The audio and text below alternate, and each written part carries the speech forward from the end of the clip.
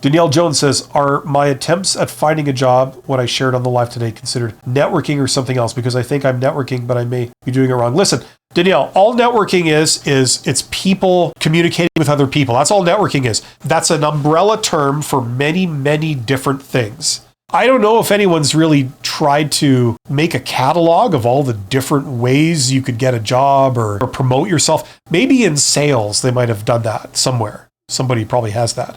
The thing is, there's no rules. This is the thing. It's not like almost any other process that some people do, like where somebody comes and says, here's how it works. Here's the process. Step 1, you do this. Step 2, you do. Step 3. Well, the way we do this is we need this. So then you provide this. It's like there isn't anything like that. It's totally, I don't know what you call it. Like it's just a free for all, you know? Like somebody walks down the street, you could come up to them and talk to them. Now, you can go up and do that and have it fail miserably. They don't want to talk to you because you seem really weird and off-putting.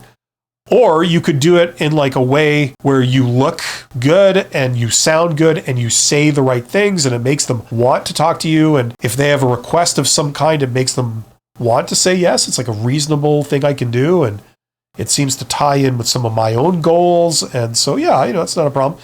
Right? There's just no rules for this stuff. It's kind of whatever works.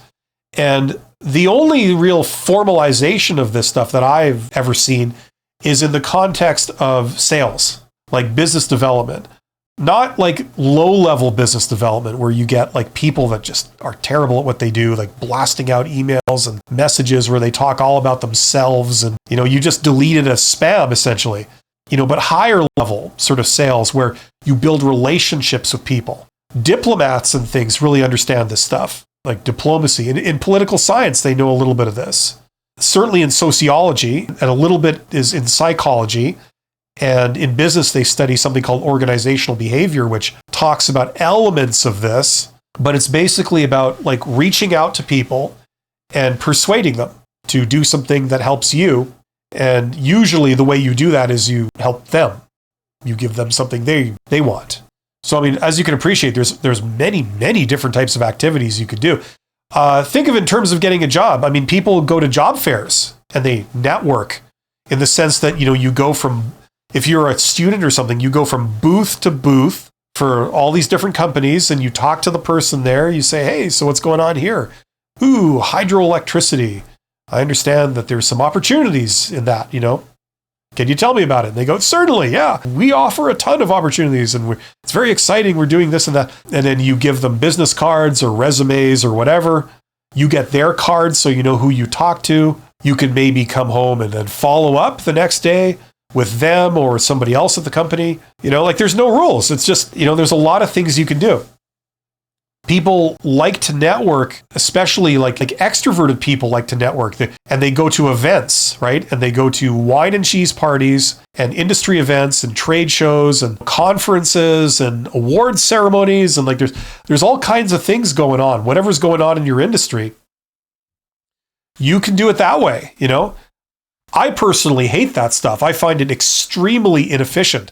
Being in like a room with a bunch of strangers kind of mingling, schmoozing. I hate it. There might be a room full of 100 people and then you talk to about 5 of them over the course of an hour. At least that's kind of my experience. And it's just extremely inefficient. But other people love that and they do it that way, and they're quite successful at it.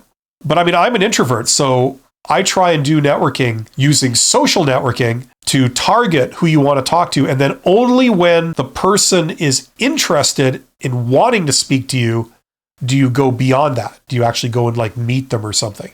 That's how I've always liked to do it because I'm an introvert, and I encourage that sort of networking to introverts. A lot of introverts don't do any networking. In my experience, it derives from a lack of respect and misunderstanding of what networking is. They think it's all favoritism, nepotism, cronyism, where you do favors for people who because of like corruption or something. It's like, no, that's not what it is. If I'm running a business and I, every once in a while I got to hire somebody, I'd like to hire someone that's good. And how do you find out about the good people out there? You network, you connect with them. And if you've been dealing with somebody at a competing company for years and you know they're good, if you're looking for, you have a vacancy or something, you need a salesperson or something, I'd like to get that person. Now, if I already kind of deal with them every once in a while and I know of them and maybe they're leaving their company, it's natural for them to come work for me. So it's to my advantage to do this. But there's many, many different things you can do within that world of networking. It's just people talking to other people over many different channels, like email, face-to-face, direct message, like everything. That was Danielle.